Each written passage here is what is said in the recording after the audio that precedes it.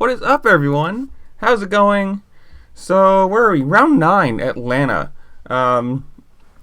Crazy race. If you didn't see the little Eli Tomac, Justin Barcia thing, well, things got a little heated in this race, but start with the 250s as always, because, of course, the 250s came first, and I missed the heat races, so we're not going to even talk about the heat races because, whatever, who cares? Right off the bat, you had the same three guys up front: Hampshire, Sexton, and McElrath, which, I'm assuming it's going to be. I don't think Hampshire is going to win. It's either going to be McElrath or Sexton, as I've said before, but, he at least, he gives, some competition. He's another person up there. You're not just watching the same, you are watching the same two guys, but at least there's somebody else fighting up there, and, it was a good race. The 450 was definitely more exciting, obviously, because it's the better class, bigger bikes, faster, more competitors, and there was some drama. But, it is what it is. The 250 race happened. You had Hampshire out front. You had Sexton following for a while. I don't remember if anything even happened in this race. That's how boring it was. You had, the track was cool, though. You had those two split lanes. So you either go inside, which ends up on the outside, or you go outside, which ends up on the inside. Then you had that one sand wall jump, or whatever you want to call it. I don't know. It was a cool race. Track. Whoops. Short whoop section. That's not all that exciting. Whatever. But it had a cool. I think it had a good layout. Good job to Atlanta for actually having like an interesting track that provided some sort of fight. I don't know. It wasn't just the easiest thing in the world. But again, the East, I don't know what it is about the East. It's just nowhere near as exciting to me. You had Hampshire jump off the track and almost take himself off in the tough blocks. Whatever. You know what I mean? And then you had Jerry Martin do the exact same thing, but actually take himself out by the tough blocks. So I think that was like the most interesting thing that happened all race. You had the one sort of aggressive pass by Sexton on Hampshire, which was just nothing. He took the line away, and that was it. The Jerry Martin fall. Otherwise, I can't think of anything. Whatever it is about the 250 East, it's just nowhere near as exciting to me. I don't have any, I don't want to say connection. I just don't have any, fandom, I don't have anyone that I'm like, oh yeah, I really hope they win, and I just don't care. I know Sexton's going to win again. McElrath will probably be second, and Hampshire will end up being somewhere around third, but I just don't, it's nowhere near as exciting as the 250 West. So we're just going to skip through the highlights, and we're going to tell you who won if you didn't see the race. You had Sexton, who was up by, what did he win by? 3 seconds, followed by Hampshire, followed by McElrath, followed by Jordan Smith, Shimoda, Lopez, Marchbanks. Ta-da. On to the 450s, and we're just going to get this right out of the way. Ken Roczen won. He demolished everyone. I think he ended up with like a 10, 12 second lead. It was stupid. Good job, Ken Roczen. You blew everyone out of the water. This was almost the race where Eli Tomac implodes like he does every single year. He started, 7th? Ended up, I want to say, yeah, we'll get to that when it happens. But, so Roczen won. Davlos was up there riding. Davlos, Freezy, Justin Hill. Wilson was top 5. Good job to Wilson. Baggett, Anderson, Tomac, Barcia, Webb. Those were your top 10 to start.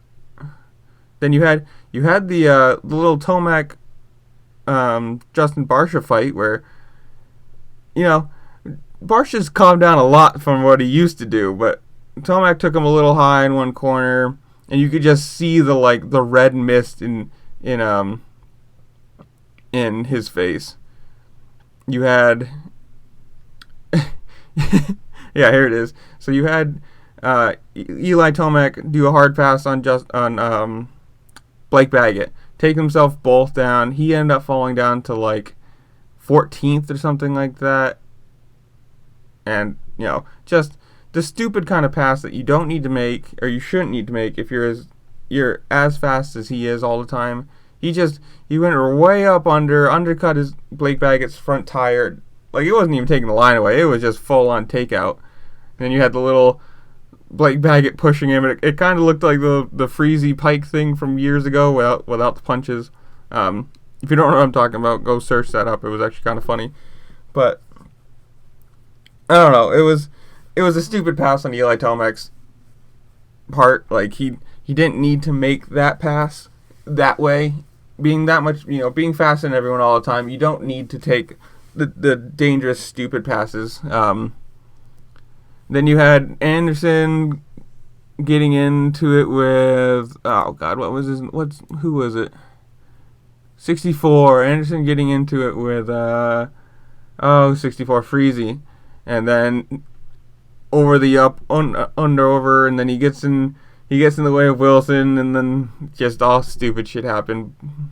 Plessinger got right up there. I mean, good job for Wilson, again, running in the top 10. I'm a Wilson fan. I think he's hilarious, and I mean, considering what he does for the sport, giving bikes to the kids, which I'm assuming is probably sponsored. He's probably not buying them, but even if he's not, he's still giving them to kids, and you see all these factory connected people not doing anything. So good job to Wilson. But again, Tomac, you just didn't need to make that pass, especially not at that point. Just take calm down, take the easy pass, don't take yourself both out, whatever. And then you had the Anderson stalled and just took, he stalled, and then Freezy ran into back of them, and Wilson went back in them, and it just became a clusterfuck.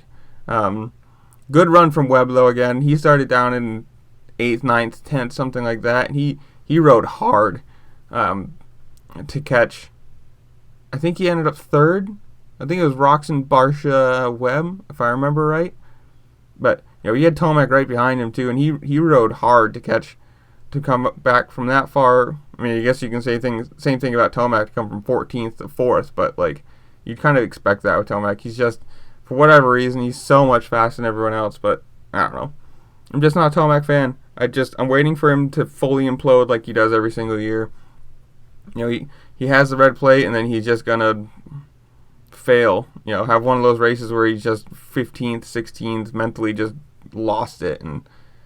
But good job for Webb too, for fighting, for taking Davalos' spot and not losing it to Eli Tomac.